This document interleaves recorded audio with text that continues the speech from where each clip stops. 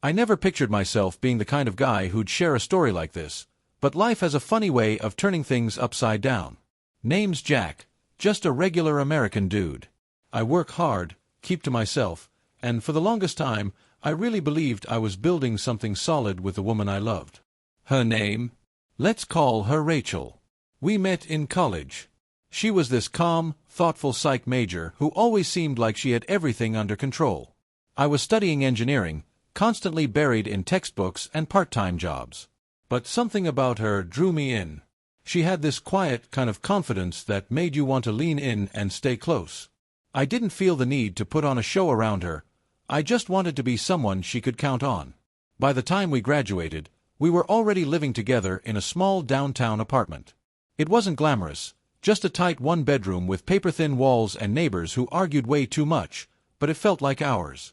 I got a decent job working at a civil engineering firm, and Rachel landed a position at a local mental health clinic. She actually loved what she did. She'd come home with stories about her clients, not in any weird way, just little details that showed how much she cared. I admired that about her. That spark, that passion, it's what made her stand out to me from the beginning. For a while, things were steady. We were the kind of couple who took road trips when we had time, saved up every month for our dream home, and even adopted a dog, a goofy, tail-wagging Labrador we named Rex. He quickly became our shadow. Weekends were filled with walks at the park, home-cooked meals, late-night movies on the couch. It wasn't perfect, but it felt real. It felt solid. And in my heart, I was proud of what we had. But then things started to change. Not in some big, explosive way. It was subtle. Creeping. The kind of change you almost convince yourself you're imagining. Rachel started working late more often. Said there were new patients, heavier cases.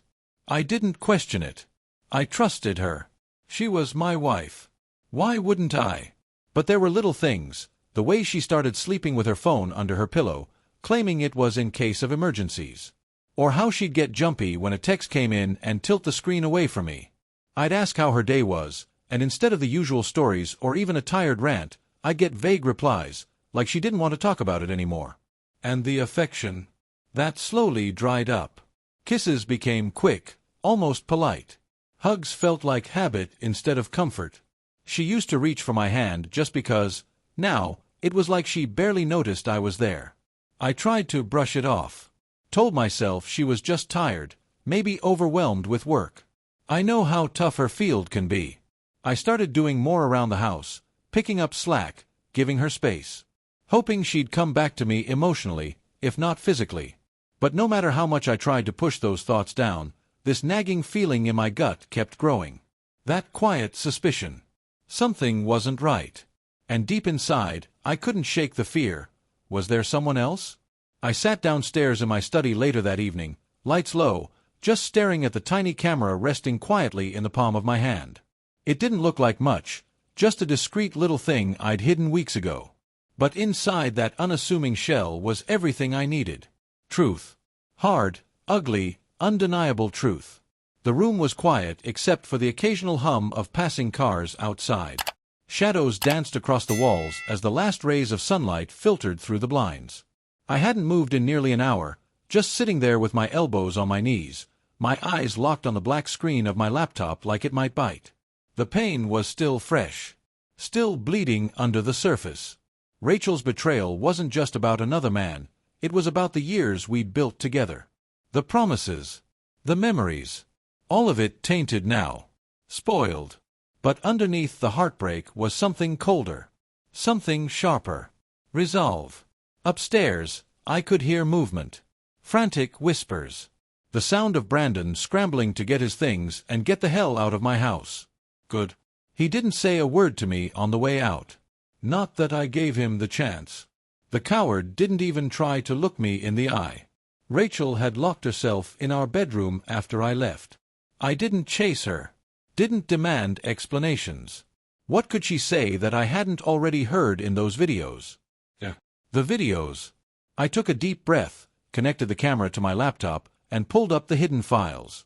Every recording was labeled, date and time neatly sorted, like I'd known I'd need to review the evidence someday. I hesitated for a moment, mouse hovering over the first file, before I clicked. And there it was. Rachel. My wife. Laughing like a teenager. Brandon beside her, flashing that smug, too-practiced smile. They weren't just cheating. They were mocking me. Talking about how clueless I was. How I still kissed her goodnight like a dumb golden retriever. Her words. I didn't move. Didn't blink. I just watched. She looked so casual about it. Like it didn't even hurt her to do this. Like I was some background noise in her real life. I paused the video and sat back, my chest tight. Then I leaned forward and copied every file onto my laptop. Backups too. I wasn't about to take any chances. What I had wasn't just evidence. It was leverage. And I knew exactly what I was going to do with it. A soft sound broke the silence behind me. I didn't need to turn around. I could already smell her perfume. Rachel was standing in the hallway, just outside the study, barely able to step past the threshold. Her voice came low and broken. "Tyler," she whispered. I didn't answer. Not at first. I let the silence drag out, just long enough to make her squirm. "Can we talk?" she finally asked, voice trembling like it had taken everything in her to say the words out loud. I slowly turned to look at her. She looked like a ghost, shoulders hunched, face pale, eyes swollen from crying. A far cry from the woman who used to walk through this house like she owned it. "What's left to say, Rachel?" I asked, my voice calm but distant. She stepped forward, arms crossed tightly over her chest like she was trying to hold herself together. "I screwed up. I know that. But please, it wasn't supposed to happen. It was a mistake." Her voice cracked again, and I almost believed the tears in her eyes were real. Almost. I stared at her in silence, letting her twist in the discomfort. Then, finally I spoke. "How long?" She didn't answer right away. Just looked down at the floor, refusing to meet my eyes. But the silence said enough. I leaned back in my chair, the weight of it all sinking deeper into my bones. A bitter smile tugged at my lips. "Right. I guess honesty was never really your strong suit." That one landed. She flinched, just slightly, like the words had hit her square in the chest. "I'll do anything," she whispered, stepping closer. "Just please, don't throw this away. Don't throw us away. Give me one more chance." I stood up, slow and deliberate, meeting her eyes without blinking. For a moment, I saw the woman I married. The one I used to dream about building a future with. The one I loved. But all I felt now was cold. "Another chance," I said softly, almost like I was repeating it to myself. "Rachel, you had 1,000 chances. Every single day I came home to you was a chance. Every kiss goodbye, every dinner we shared. Every time I told you I loved you and meant it, that was your chance." Tears were rolling freely down her face now, but I didn't stop. I couldn't. Because for once, she needed to feel all of it. She whispered something. I didn't mean for it to go this far, I think, but it didn't matter. I stepped closer, until we were face to face. My voice dropped to a whisper. "But it did, didn't it? You let it." She backed away, shaking her head, trying to deny it like the truth wasn't already carved into my memory. But the truth didn't need her permission to exist. "This wasn't some accident," I said coldly. "This was a choice. Over and over again." Her legs gave out a little, and she leaned against the doorframe for support. "Please, please, Tyler. Don't do this. I still love you." I stared at her for a long moment. And then, finally, I said what I'd been holding in since the second I opened that bedroom door. "It's not about love anymore." I moved past her and headed toward the stairs. Her voice followed me, trembling, frantic. "Tyler." "Wait. What are you going to do?" I stopped in the doorway and turned just enough for her to see my face in the shadowed light. "You'll find out soon enough." And with that, I walked away. My heart didn't feel broken anymore. It felt ready. 2 days passed. I didn't go home. Instead, I checked into a modest hotel room downtown. Nothing fancy, just clean, quiet, and far away from the memories that haunted every inch of the house I used to call home. Funny how fast everything you build can start to feel like a prison. The room was small, a single bed and a window that looked out over the city. I sat there at the table by the window, lights dimmed low, my laptop open in front of me. The camera sat off to the side, like some small, silent witness to everything that had gone wrong. By then, the hurt had dulled. Not gone, but dull. Like a wound just past the bleeding stage. Numbness had started to creep in, replacing the raw agony. But that coldness, that was fuel. That was clarity. I stared at the screen for a while, trying to decide whether I was really going to do it. Whether I had the nerve. Whether I was prepared to let the world see who Rachel really was. Who they really were. And then I heard her laugh again. That high, careless giggle from the footage. The way Brandon had smirked while they trashed me, talking about how soft I was, how easy it had been to lie to me. That was all the push I needed. I didn't post everything.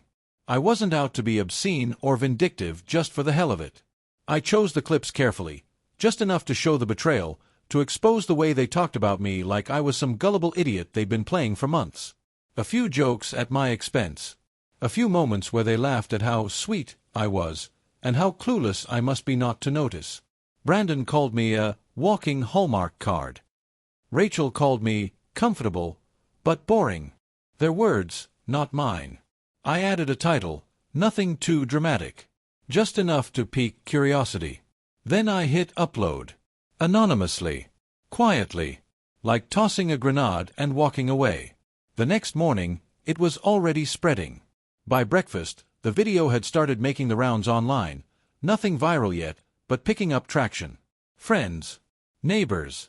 A few people from work. Strangers. The comments were what you'd expect. Anger, shock, disgust. People love to hate a hypocrite, and these two had served up the perfect meal. Nobody knew I was the one who posted it. But everyone knew them. Brandon Cole, the local gym's golden boy. And Rachel Bennett, my wife, the woman everyone thought was this sweet, loyal, down-to-earth partner. Turns out people don't take kindly to being lied to, even when they're just watching from the sidelines. My phone lit up like fireworks. Texts, emails, notifications from social media. Friends asking if I'd seen the video. Co-workers checking in. A few messages from people I hadn't heard from in years. I ignored all of them. All of them except one. It came from the gym's official account. Brandon Cole has been terminated immediately due to violations of our ethical code. I read the message twice, letting it sink in. It didn't bring joy. Not really. But it brought something. A flicker of satisfaction. Like checking off the first item on a very long to-do list. That same afternoon, Brandon was spotted sitting in his car outside the gym, just parked there with his hands clenched tight around the steering wheel. I didn't see it myself, but someone sent me a photo, him staring blankly through the windshield, phone buzzing on the seat next to him. His expression. Hollow. Like someone had knocked the wind out of him and he hadn't figured out how to breathe again. And then his phone lit up with a message. He didn't know the number. But I guarantee you he knew who it was from. Now everyone knows who you really are. I didn't need to threaten him. I didn't need to scream or beg for justice. I just held up a mirror and let the world see the truth. Back at the house, Rachel wasn't doing any better. I hadn't gone back there since I left, but from what I heard, she was barely functioning. Her phone hadn't stopped ringing since the video dropped. Friends, family, co-workers, even her mom, who once called me the best thing that ever happened to her. She didn't answer most of the calls. Couldn't face anyone. Couldn't bear to explain what she'd done. Eventually, she gave in and tried calling me. I let it go straight to voicemail. Every time.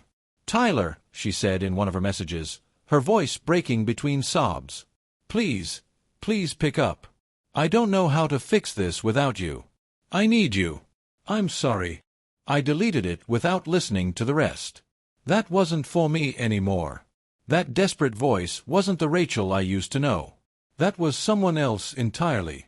Someone who was scared, lost, and finally feeling the consequences she never imagined would come.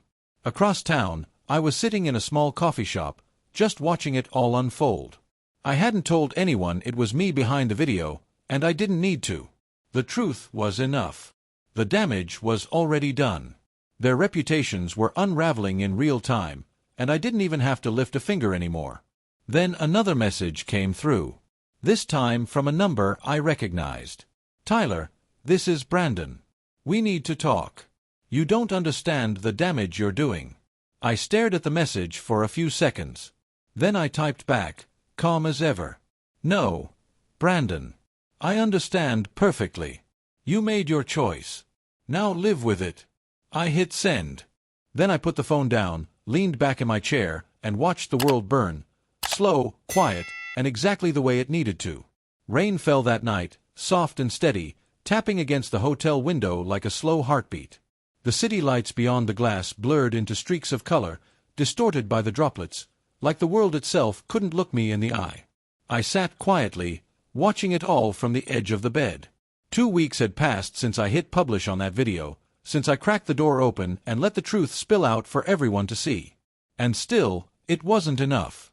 The video had exploded across social media. People had opinions. Lots of them. Some were shocked, others angry, some just hungry for drama. But what mattered most, Rachel and Brandon had become symbols of everything people hated. Liars. Cheats. Manipulators. Their faces had become the targets of a fury that just kept growing. And I let it. But none of this was about some internet show. It was about accountability. That night, there was a knock at the door of my hotel room. I already knew who it was. Martin Sinclair. My lawyer. The kind of guy who made people sweat just by adjusting his tie. He was sharp, cold, and always 2 steps ahead, exactly who I needed. "Tyler," he greeted as I let him in. "You ready?" I handed him the folder I'd been working on for days. Thick, detailed, airtight. Inside was everything. Evidence. Timelines. Copies of messages. The recordings. A full play-by-play of every lie and every betrayal. Martin skimmed through the pages, pausing now and then with a small, impressed nod. "You've done your homework." "She won't know what hit her," I said. And I meant every word. A week later, I walked into the courtroom with a clear mind and steady hands. Dressed in a charcoal suit, I looked every bit the composed husband. But inside, I was steel. Cold and unbending. Rachel sat across from me, but she didn't look like the woman I'd once married. She looked like someone who hadn't slept in days. Hollow eyes. Disheveled hair. Nervous fingers twisting a tissue over and over in her lap. Behind her, trying to disappear into the crowd, was Brandon. He looked smaller too, like life had beaten something out of him. Martin approached the bench with a calm confidence that made the entire room go quiet. "Your Honor," he began, "we're here on grounds of infidelity, deception, and emotional distress. My client seeks immediate divorce proceedings." Judge Amelia Carter was the type of woman who didn't waste time. Sharp jaw, no-nonsense eyes. She gave Martin a nod. "Proceed." The projector lit up. One by one, clips from the recordings played across the courtroom wall. Rachel's laughter. Brandon's arrogance. Their voices laced with sarcasm and mockery. "Tyler's just so sweet, you know? So harmless. I bet he still thinks you're baking cookies while I'm blowing your back out." Gasps. Murmurs. One woman in the back audibly said, "Jesus." Rachel covered her mouth and turned away, burying her face in her hands. Brandon shifted in his seat, his jaw clenched so tight it looked like it might snap. And me. I didn't blink. I watched the footage like it was a movie I'd already seen 100 times. Because I had. Every second of it had been burned into my memory. When the clips ended, Judge Carter leaned forward. "This evidence is highly compelling."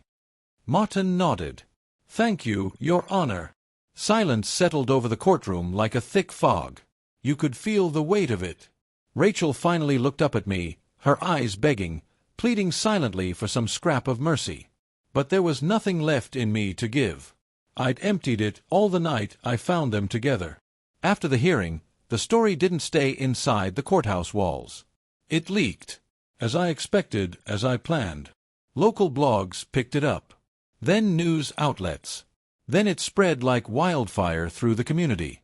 Headlines read, Wife's affair with personal trainer goes public in courtroom meltdown. Small-town scandal, betrayal, lies, and justice served. Rachel's phone never stopped ringing. Not that she answered it anymore. Reporters, former friends, co-workers, even family, all reaching out, demanding explanations, searching for a reason. There were none. She lost everything. Her job at the upscale salon let her go with a cold, 2-line email. Something about her behavior being in conflict with company values. Clients dropped her like she was contagious. Her parents even stopped responding to her calls. Too ashamed. As for Brandon, his world didn't just fall apart, it imploded. He tried finding work in nearby cities, thinking maybe he could start over. But every time he applied, every gym, every fitness center, received a copy of the same anonymous file. His behavior. The evidence. His unethical conduct. I made sure of that. Eventually, he was spotted sitting alone at a greasy diner just outside town, staring at a rejection email on his phone while gripping a cracked coffee mug like it was the only thing holding him together. He had no idea how far my reach went. Every path he tried to take, I was already waiting at the end of it. And Rachel, she barely left the house. The walls that used to make her feel safe now pressed in on her like a cage. She tried calling me a few more times. I never picked up. She thought she could cheat and lie and walk away clean. She thought I'd be the same guy who brought her roses and truffles and turned the other cheek. But that guy was gone. Burned away in the fire she lit. And what remained? What remained was someone who understood how to hurt without raising his voice. How to destroy without lifting a finger. It was late, almost midnight, when I returned to the house for the first time since everything blew apart. The place didn't feel like home anymore. It was quiet. Too quiet. Not the kind of peaceful silence I used to appreciate after a long day, but the hollow kind. The kind that settles in after the damage has been done. I walked through the front door slowly, like I was stepping into a memory I wasn't sure I wanted to revisit. Every room still smelled like Rachel's perfume. Sweet, floral, fake. Upstairs, the bedroom sat like a museum exhibit of our life. Our bed. Her dresser. The framed wedding photo still sitting there on the nightstand like nothing had happened. I picked it up and stared at it for a long moment. God, we looked happy. She was glowing. I was smiling like the luckiest guy alive. We were holding hands, standing in front of that stupid beach arch she insisted on, thinking we had forever ahead of us. I flipped the frame over and placed it face down on the dresser. It didn't deserve to be seen anymore. Box by box, I started packing up her stuff. Her clothes. Her jewelry. Her shoes. Everything she left behind when she ran off to whatever hiding place she'd found. Every item I touched brought back some fragment of a memory. Some night we spent curled up together, or a fight we had that seemed so big at the time. Funny how none of that mattered now. It all felt so far away. My phone buzzed quietly in my pocket. A message from Martin. It's done. They've both lost everything. I let out a slow breath and stared at the screen, not feeling joy, not exactly. Just a kind of grim, quiet satisfaction. This wasn't about happiness anymore. This was about balance. Rachel and Brandon had tipped the scales the day they started playing games behind my back. I just evened them out. And still, I wasn't quite finished. I knew they were both gone. Rachel had fled the city a few days after the courtroom fallout. Changed her number. Vanished. Brandon did the same, apparently. Word was, he'd moved back to his hometown somewhere in the Midwest, trying to lay low and ride out the shame. Didn't matter. You can't run from your own reflection. A few weeks later, I stood on the front steps of the house, our house, watching the for sale sign sway in the breeze. It was official. I was done with this place. Done with the shadows, the memories, the whispers in the walls. Fresh start. Martin met me there, envelope in hand. Got something you should see, he said. Inside was a clipped article from the local paper. Toxic trainer exposed. Brandon Cole's career crumbles. I skimmed the piece, not surprised by the details. He'd lost every sponsorship. Every gym blacklisted him. Nobody wanted to be associated with a man whose face had become a meme for betrayal. He was done. Rachel. I asked quietly. Martin hesitated, then answered. She's up north somewhere. Changed her name, started over. Rumor is, she's working a retail job. Barely getting by. I nodded slowly, absorbing that. There was no pride in it. No cruelty. Just closure. Thank you, I said, shaking Martin's hand. You did what most people wouldn't have had the guts to do, he replied. As he left, I stood there a little longer, letting the breeze wash over me. The trees were turning. Golden leaves falling around my feet. Autumn in full swing. Change in the air. Finally, 2 weeks later, I found myself sitting in a little cafe downtown I'd never noticed before. Quiet place. Good coffee. Cozy chairs. Jazz playing low in the background. It felt like the kind of place I could breathe in. I'd started coming here often. No one knew me here. No one gave me that pitiful look like they'd read my story and didn't know what to say. Just peace. That afternoon, I caught sight of a woman sitting a few tables over. Dark hair. Soft smile. She was reading a book, sipping coffee like she had nowhere in the world she needed to be. She looked up, caught my glance, and smiled, shy, warm, unassuming. For a second, I smiled back. There was something there. Not a spark, not yet. Just the idea of one. A flicker of a beginning. And it didn't hurt to imagine what that could mean someday. My phone buzzed again. Unknown number. I almost didn't answer. But something made me swipe and bring the phone to my ear. Tyler, came a soft, tentative voice. Rachel. She sounded nothing like the woman I remembered. Her voice had lost that confidence, that arrogance she used to wear like perfume. Now it was fragile. Almost broken. I didn't say anything. Just waited. I just wanted to say I'm sorry, she breathed. Not just for what happened. For everything. I didn't realize how badly I'd hurt you until it was too late. And I know I don't deserve it, but I hope, someday you'll forgive me. I waited another beat before answering. I already have, I said. She didn't speak, just let out a shaky breath. But the forgiveness, that's for me, not for you. Silence. Thank you, she whispered, and the call ended. I stared at the phone for a moment, then slid it back into my pocket. The weight on my chest. Lighter. Like something had finally lifted. Like maybe, finally, the last chain tying me to the past had broken. I looked back toward the woman with the book. Smiled again. Maybe life still had something good left for me after all. A few days later, I stood on the balcony of my new apartment. It wasn't anything grand, just a one-bedroom on the coast with a clear view of the ocean. But it was mine. Untouched. Unburdened by ghosts. The waves below rolled in slow and steady, each one washing up against the shore before slipping back into the sea. I watched for a long time, breathing in that salty breeze and letting it settle deep into my chest. There was something healing about it, how the ocean never held on to anything. Footprints, seaweed, broken shells. It took it all in and carried it away like it had never been there to begin with. I didn't know what would come next. I didn't have a 5-year plan, or some big idea of how I'd rebuild my life. I just knew I had a clean slate. And sometimes, that's more than enough. That afternoon, my phone buzzed with a new message. The number wasn't saved, but the words hit me right in the chest. Tyler, your story gave me the strength to leave my husband. I thought I was trapped, that I didn't deserve better. But watching you take control of your life, it woke me up. Thank you. I recognized the name at the end. She was a local blogger who'd written a scathing piece on Brandon a few weeks back. I had sent her a few anonymous tips. Nothing crazy, just enough to show her where to look. I never expected anything from it. But apparently, it had meant something. Apparently, people had been watching, and maybe even finding pieces of themselves in my story. That message didn't make everything right. It didn't erase the pain or bring back the years I'd lost. But it made me realize something. What I went through wasn't just about betrayal. It was about transformation. About reclaiming something I'd forgotten I had, my voice, my worth, my boundaries.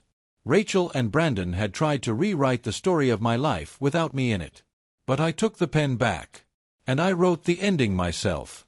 I wasn't just the guy who got cheated on.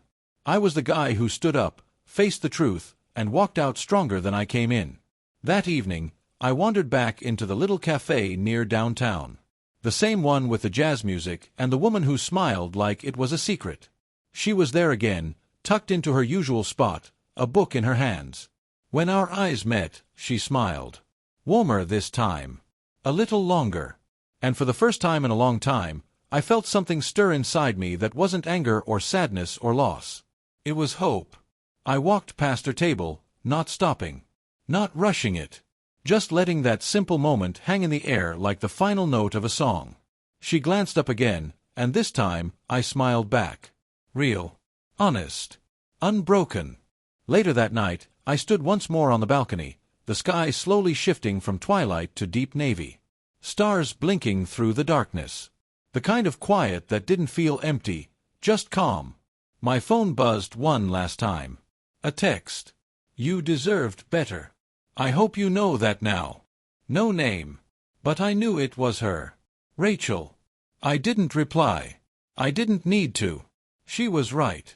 And I finally believed it. Because sometimes, revenge isn't a firestorm. Sometimes, it's just peace.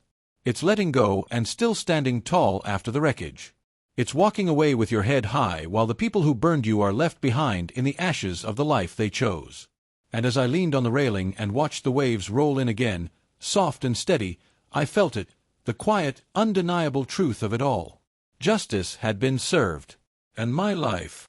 It was finally mine again. Thank you for visited my YouTube channel. Your support, likes, and comments truly inspire me to create even more engaging content. If you enjoyed this video, don't forget to subscribe and hit the notification bell so you never miss an update. You're a part of this amazing community, and I'm thrilled to share my stories with you. See you in the next video on YouTube.